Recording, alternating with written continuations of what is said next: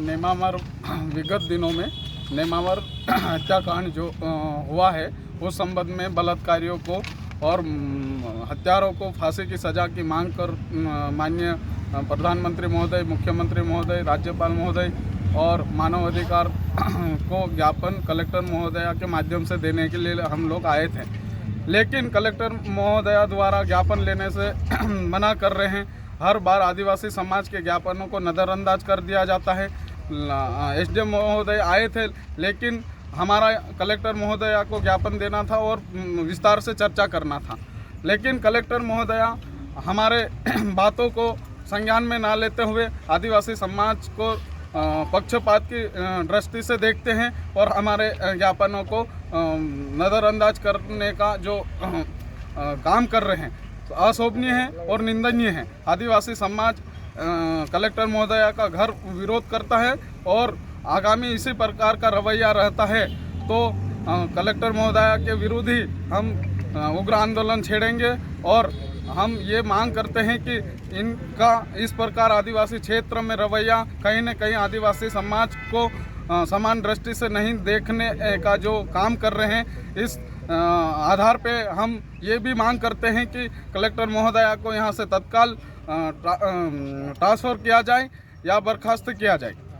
हम लोग यहाँ पर सब लोग इकट्ठा होकर आए थे कलेक्टर महोदय को ज्ञापन देने के लिए।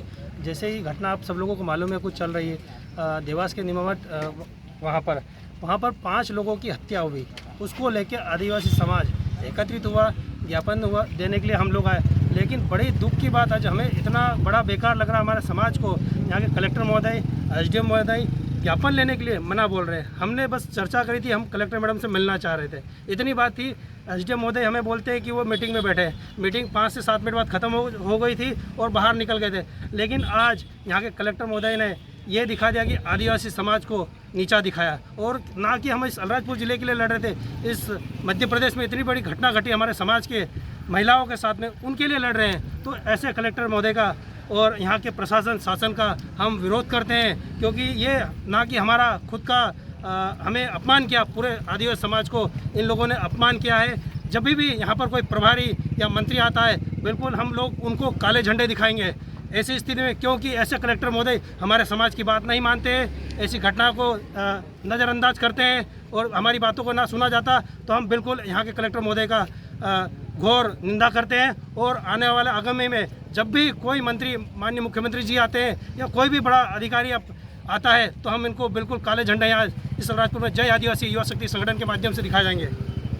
आज हम यहाँ पर नेमावर देवास जिले में जो घटना घटी है उस घटना को लेकर कलेक्टर महोदय का ज्ञापन देने के लिए आए थे। जिले लेवल का ज्ञापन था और कलेक्टर महोदय से हम चर्चा भी करना चाह रहे थे, लेकिन 2 बार एसडीएम को भेजा और एसडीएम के माध्यम से दिलवाने की कोशिश करी। मैडम से हमने यही निवेदन किया है कि कलेक्टर महोदय को हम ज्ञापन देंगे, तो एसडीएम मैडम का ये रवैया था कि वो तो आधे घंटे बाद मिल पाएंगे, देना है तो दो, नहीं तो जाओ, ये रवैया था। तो हम लोग आज आदिवासी समाज का घोर अपमान किया है और कलेक्टर मैडम का हम विरोध करते हैं और आगामी कोई एक ज्ञापन के माध्यम से यहाँ से हटाने की कोशिश करें।